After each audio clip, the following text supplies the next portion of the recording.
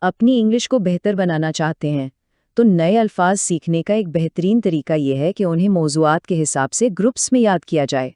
آج ہم کچھ ایسے ہی دلچسپ الفاظ کے گروپس دیکھیں گے جو آپ کی گفتگو کو اور بھی شاندار بنا دیں گے۔ اکثر ایسا ہوتا ہے نا کہ نئے انگلش الفاظ سیکھو اور کچھ دن بعد ذہن سے نکل جاتے ہیں، خاص طور پر جب ایک ایک لفظ کو الگ الگ رٹا لگانے کی کوشش کی جائے۔ لیکن فکر نہ کریں، اس مسئلے کا ایک بہت ہی آسان اور مؤثر حل موجود ہے۔ تو چلیں شروع کرتے ہیں۔ ہمارا پہلا گروپ ہے ناراضگی کے الفاظ۔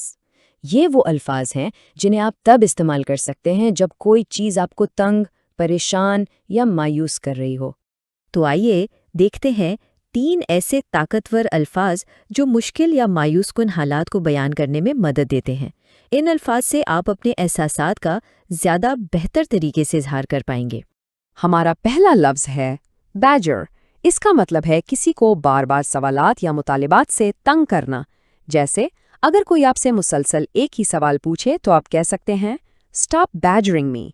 اس کی ایک اور مثال ہے بچوں نے مجھے سنیما لے جانے کے لیے اتنا تنگ کیا کہ آخر کار مجھے جانا پڑا، یعنی "The children badgered me into taking them into the cinema"۔ اگلا لفظ ہے baffle۔ اس کا مطلب ہے کسی کو اتنا الجھا دینا کہ اسے کچھ سمجھ ہی نہ آئے۔ یہ وہ احساس ہے جب آپ کسی مشکل پہیلی یا غیر متوقع صورتحال سے مکمل طور پر حیران رہ جاتے ہیں۔ اور ہمارا تیسرا لفظ ہے بلیگر۔ اس کا مطلب ہے مشکلات میں گھرا ہونا یا کسی چیز کا محاصرہ کر لینا۔ آپ یہ لفظ اس وقت استعمال کر سکتے ہیں جب کوئی شخص یا جگہ ہر طرف سے مسائل میں گھری ہوئی ہو۔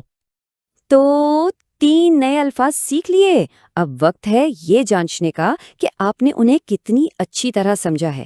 ہمارے پہلے چیلنج راؤنڈ کے لیے تیار ہو جائیں۔ اس جملے کو مکمل کریں۔ The small town was dash by a series of unexpected problems۔ یعنی چھوٹا سا قصبہ غیر متوقع مسائل کے ایک سلسلے سے ڈیش تھا۔ آپ کے آپشنز ہیں A baffled، B badgered یا C beleaguered۔ غور سے سوچیں کون سا لفظ اس جملے کو بہترین طریقے سے مکمل کرتا ہے۔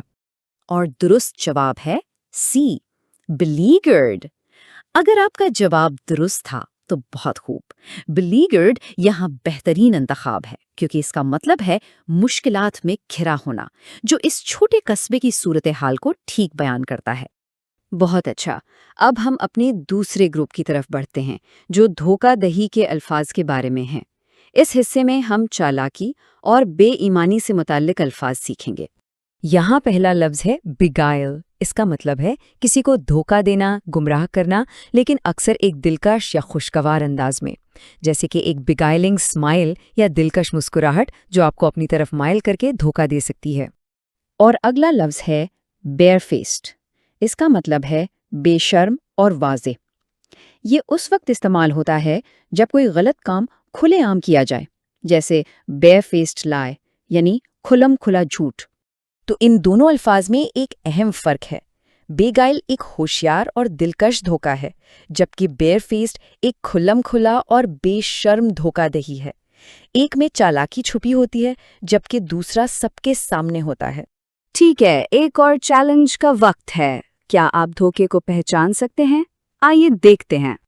سوال یہ ہے، کون سا لفظ ایسے جھوٹ کو بیان کرتا ہے جو کھلے عام بولا جائے، اسے چھپانے کی کوئی کوشش کیے بغیر؟ آپ کے آپشنز ہیں A beguiling یا B barefaced۔ اپنا انتخاب کریں۔ جواب ہے B barefaced۔ بالکل درست۔ barefaced کا مطلب ہی بے شرمی اور کھلے عام کوئی کام کرنا ہے، لہٰذا یہ ایک کھلم کھلا جھوٹ کے لیے بہترین لفظ ہے۔ بہت اچھا۔ آئیے اب ان تمام نئے الفاظ کا ایک فوری جائزہ لیتے ہیں جو آج سیکھے گئے ہیں تاکہ یہ ذہن میں تازہ رہیں۔ تو آئیے جلدی سے دہراتے ہیں۔ جب کوئی آپ کو مسلسل تنگ کرے تو آپ بیجر استعمال کر سکتے ہیں۔ جب آپ الجھن میں ہوں تو baffle۔ جب آپ مشکلات میں گھرے ہوں تو beleaguer۔ اور دھوکہ دہی کے لیے اگر وہ دلکش ہو تو beguile، اور اگر کھلم کھلا ہو تو barefaced۔